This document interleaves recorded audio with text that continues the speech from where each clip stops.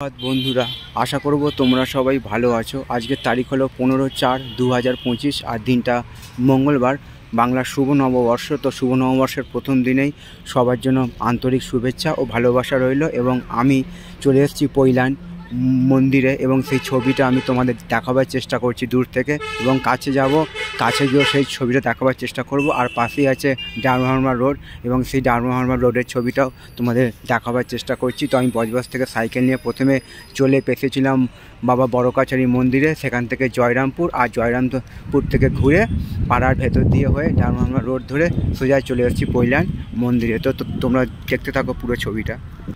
তো বন্ধুরা, আমি একদম মন্দিরের কাছে চলে এসেছি এবং সেই দূর থেকে সেই ছবিটা আমি তোমাদের সামনে তুলে ধরার চেষ্টা করছি।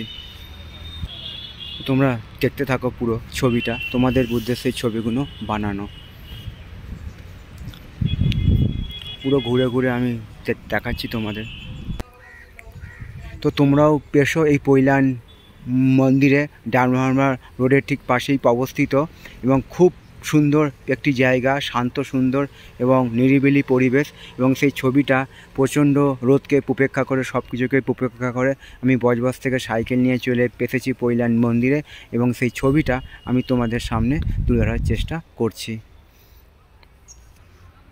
তো আমি একদম মন্দিরের সামনেই চলে এসেছি, এবং যেহেতু ভেতরে ছবি তোলা বারণ, তো আমি বাইরে থেকে সেই ছবিটা আমি তোমাদের দেখাবার চেষ্টা করছি। বাইরের পরিবেশের ছবিটা কত সুন্দরভাবে সাজানো, এবং কেমন সেই বছরের প্রথম দিনে সকালবেলার জনসমাগম ঘটেছে তারও একটা ছবিটা আমি তোমাদের সামনে তুলে ধরার চেষ্টা করছি।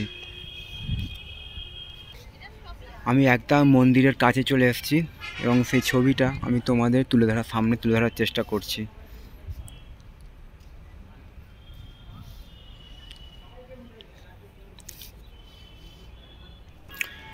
তো বন্ধুরা, আমি পোপরে চলে এসেছি, এবং পোপর থেকে সেই ছবিটা, তলার দৃশ্যের ছবিটা পৈলান মন্দিরের তোমাদের দেখাবার চেষ্টা করছি। আর আকাশ পুরো পরিষ্কার হয়ে আছে, যাকে বলে মেঘমুক্ত আকাশ। এবং সেই মেঘমুক্ত আকাশে বাংলার শুভ নববর্ষ প্রথম দিনেই আমি চলে এসেছি পৈলান মন্দিরে, এবং সেই ছবিটা আমি তোমাদের সামনে তুলে ধরার চেষ্টা করছি, পুরো মন্দিরের ছবিটা। আর কত জনসমাগম ঘটেছে সেই ছবিটা আমি তোমাদের সামনে দেখাবার চেষ্টা করলাম। আশা করছি ভিডিওটা তোমাদের ভালো লাগবে। ভালো লাগলে অবশ্যই তোমরা মন্তব্য করে জানাবে কেমন তোমাদের ছবিটা লাগছে। তোমাদের উদ্দেশ্যে ছবিগুলো বানানো, তোমরা আমার পাশে সব সময় থাকবে, এইটুকু আমি আশা রাখলাম। সবার জন্য শুভ কামনা রইল আমার পক্ষ থেকে, আর সবার জন্য সুস্বাস্থ্য কামনা করলাম ভগবানের কাছে। আজকের দিনটা এবং আগামী দিনগুলো আরও আনন্দময় হয়ে উঠুক, এইটুকু আমি ভগবানের কাছে প্রার্থনা রাখলাম।